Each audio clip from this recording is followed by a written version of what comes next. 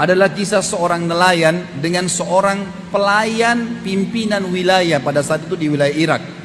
Orang ini teman-teman sekalian, dia seorang pelayan, dia seorang pembantu tapi di seorang pejabat. Kemudian dia lewat di pinggir pantai, dia temukan ada seorang nelayan sedang mengambil ikan, menangkap ikan yang bagus, besar. Karena dia seorang pelayan tapi di tokoh masyarakat, dia anggap dirinya punya kedudukan, dia lihat ikan tersebut lalu dia minta secara paksa, bukan dibeli. Dia bilang berikan ikan itu kepada saya. Kata si nelayan, saya nggak bisa berikan ikan ini, saya ingin jual karena saya butuh untuk memberikan makan keluarga saya pada hari ini. Tapi dia rupanya memukul si nelayan dengan cara keras, kemudian mengambil ikan itu secara paksa.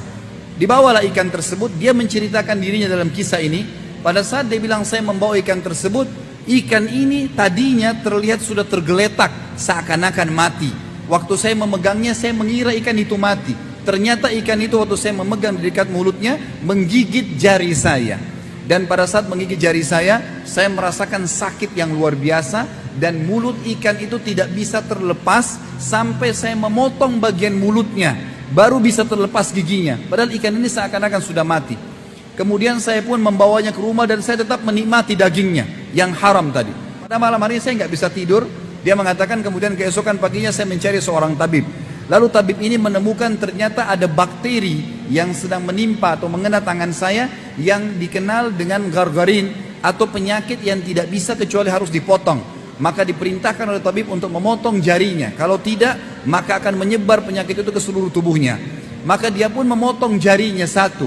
Ternyata sakitnya masih dirasakan. Akhirnya dipotong ke seluruh jarinya 5-5. Masih dirasakan sakit juga, dipotong telapak tangannya, masih terasa sakit juga, sampai dipotong setengah, sampai di lengannya, dipotong semua lengannya. Itu pun dia masih mulai merasakan sakit ke seluruh tubuhnya, nggak bisa tidur, nggak bisa makan, nggak bisa duduk, nggak bisa buat apa-apa.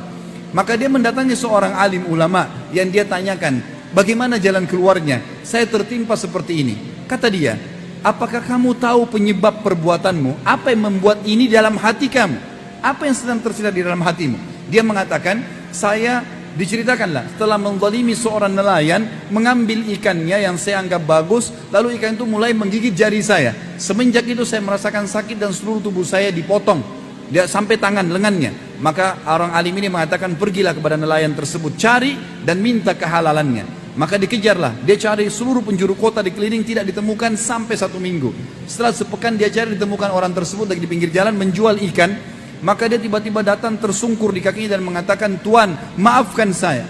Nelayan ini sudah lupa, tidak tahu siapa orang ini. Lalu dia mengatakan, siapa kamu? Dia bilang, saya si fulan yang berapa bulan yang lalu sempat mengambil ikanmu. Maka saya minta kehalalannya. Kata nelayan tersebut, memang kenapa? Dia bilang, ikan itu pada saat saya bawa pulang diceritakan menggigit tangan saya padahal sudah kelihatan mati. Dan akhirnya tubuh saya dipotong, sampai sekarang lengan saya dipotong. Dan sisa tubuh saya terasa sakit semuanya.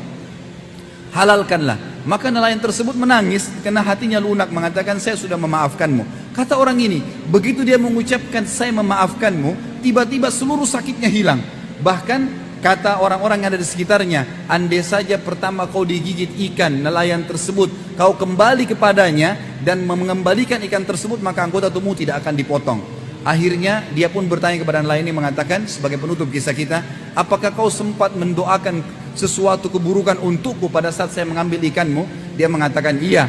Saya mengatakan, wahai zat yang telah menjadikan rezekiku hari ini ikan itu, dia telah mengambil secara zalim, maka hukumlah dengan caramu. Maka Allah subhanahu wa ta'ala pun menghukum dengan cara ini. Saudaraku seiman, kita manusia lemah, tidak punya apa-apa. Jangan pernah menikmati dan mengambil hak orang lain. Cukupkanlah dengan rezeki yang telah Allah berikan kepada kita. Jadilah orang-orang yang patuh kepada Sang Pencipta, karena Allah selalu mengawasi kita. Tidak ada orang yang bisa selamat dari hukuman Sang Pencipta Allah.